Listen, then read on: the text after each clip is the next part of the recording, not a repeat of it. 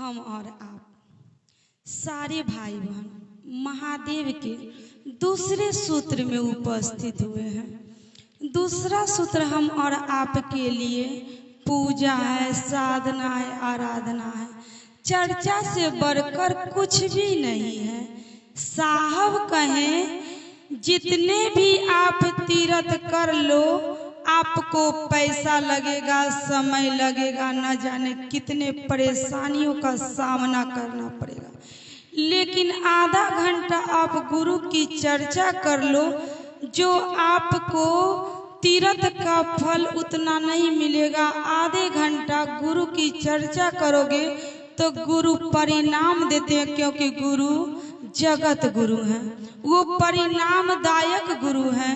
हम सारे मानव उस महादेव को अपना गुरु बनाए हैं, जिसका आदि है न अंत है। हम और आपको साहब ने उस महादेव का पता दिया, न रंग है न रूप है, मेरे गुरु निराकार सत्ता है। साहब कहें अगर आप सोकर उठते हो, आपका मन तस्वीरों को तलाशता है, तो कोई भी तस्वीर उस महादेव की छवि को याद कर लो और मन ही मन उस गुरु से दया की याचना करो कि महादेव आप दया करिए। कुछ दिन पहले चर्चा में मैंने कहा, साहब सिग्नेश्वर स्थान में मात्र दया ही तो मांगे थे और गुरु परिणाम दिए।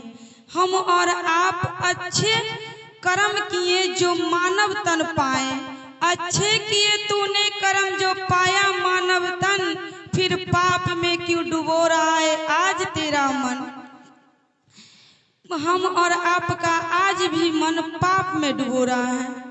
न सोना काम आएगा न चांदी आएगी। और सचमुच में कुछ दिन पहले कोरोना काल बीती, महामारी आई। कुछ दिन पहले दरभंगा में आपने न्यूज पर सुना होगा कि एक गुरु बहन अपने पिता को साइकिल से लेकर आई थी दरभंगा में कोरोना काल में। उसके पास कोई सामान नहीं था साइकिल पर, मेरा नजर जो देखा, मात्र जान से आई। साहब कहें शरीर जो मिला बड़ा ही महान शरीर है। अभी अभी भैया चर्चा के माध्यम से बताएं कि एक महादेव का शिष्य कहा, दौलत नहीं संसार में अर्जा, तो अपने आप को कुत्ता की योनि में लगा दिया। सोचिए बहन, हम और आपको इतना सुंदर मानव का शरीर मिला। साहब जिस ऊर्जा को लाकर जगत में रखा, उसमें कितनी ऊर्जा होगी, और सारे जनमानस में ऊर्जा बांट दिए। हम और आप में क्या ऊर्जा नहीं?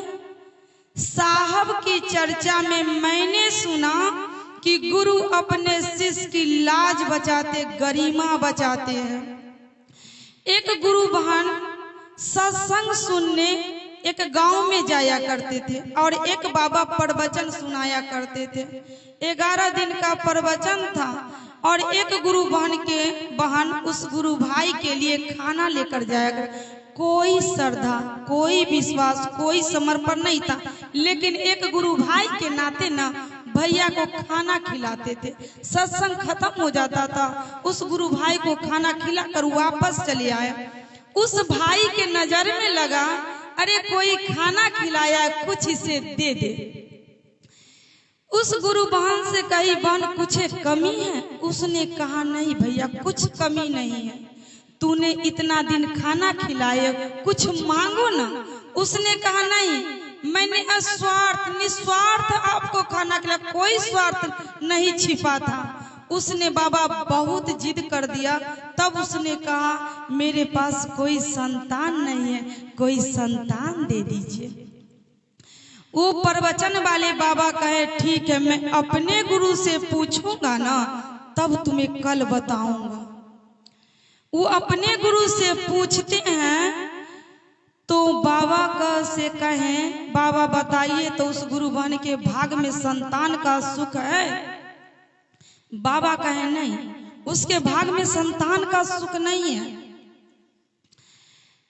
उस गुरु भाई को तो मन निराश हो गया, मन ही मन सोचा मैं इसका खाना खाया कुछ नहीं दे सका तो चलो बाबा फिर प्रवचन में आए। वो गुरु बहन भी आई और बाबा को सत्संग खत्म हुआ तो खाना खिलाने के लिए बाबा के, बाबा खाना खा लीजिए।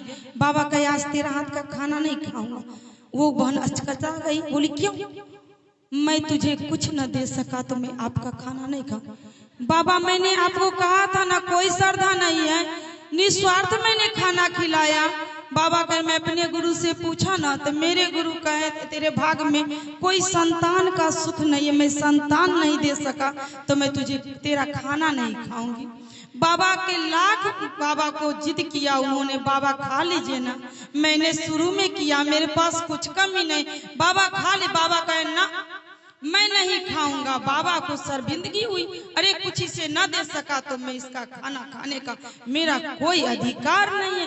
बाबा खाना नहीं खाए और निराश मन से उस गुरु बहन रास्ते से जा रही थी। एक खेत के मेड़ के किनारे एक महादेव के शिष्य से मुलाकात हुई, धोखे से टकरा गए, उसका खाना जमी पर गिर गया। एक महादेव का शिष्य भूखा था, उठाकर 4 रोटी सब्जी खा लिया और बिना सोचे बिना समझे उन्होंने कहा जाओ बहन 4 पुत्र होगा। ये साहब की वाणी है। साहब कहें वो गुरु भाई ने कहा 4 संतान होगा, बिना पूछे बिना सोचे। उसी गांव में उसी मोहल्ले में सत्संग करने फिर बाबा आए और उस गुरु बहन को उसकी मुख से निकली वाणी गुरु लाज रखे तो 4 संतान हुई। जब उस गांव में वो बाबा प्रवचन करने आए तो बाबा से देखा तो कहे बाबा आपका संतान? बाबा कहे हाँ। बाबा को कही कि हाँ मेरा संतान है। पूछ लीजिए गांव मोहल्ले से, आपने तो कहा था कि भाग में संतान का सुख नहीं है। एक नहीं भगवान तो मुझे 4 संतान दिया। उन्होंने बताया कैसे हुआ, सारा बात बताया। तो बाबा अपने गुरु से पूछते हैं कि बाबा आज ने तुम मुझे झूठा साबित कर दिया, मैं आपका सत्संग करता हूँ, मैं आपका नाम लेता हूँ और आपने कहा कि उसके भाग में संतान का सुख नहीं है, भगवान उसे 4 संतान दिए। ऐसा क्यों बाबा मेरे साथ किए? भगवान कहते हैं तूने पूछा और महादेव का शिष्य बिना पूछे बिना सोचे बिना समझे उनके मुख से निकला कि 4 संतान होगा तो गुरु शिष्य की गरिमा बचाते, लाज बचाते, इसलिए महादेव को देना पड़ा।